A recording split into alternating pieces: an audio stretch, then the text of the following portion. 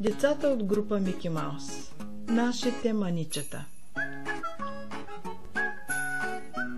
Първият учебен ден бяха с червената шапчица, в нова обстановка и новата за тях госпожа. В началото бяха малки, плахи и тревожни. Постепенно свикнаха с дневния режим и правилата на групата. В началото дори не можеха да се хранят сами. После с общи усилия успяха. Дори вече се сервират сами. Научиха се да се обслужват и обличат сами, свикнаха да спят, за да пораснат.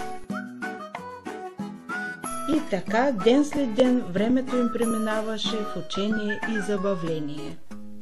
Научиха се да творят, учиха се да броят, запознаха се с героите от приказките.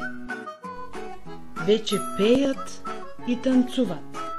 В помощ на тяхното израстване бяха госпожите и техните родители, а когато дойде Коледа, вече бяха готови актьори. Не пропуснаха и празника на мама. Игрите им ставаха все по-забавни. Обогатяваха ги с различни теми.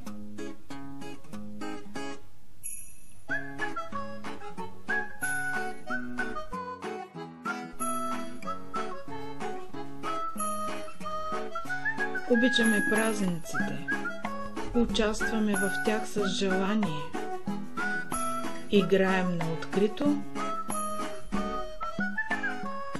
станахме добри другарчета и взехме участие във весел карнавал.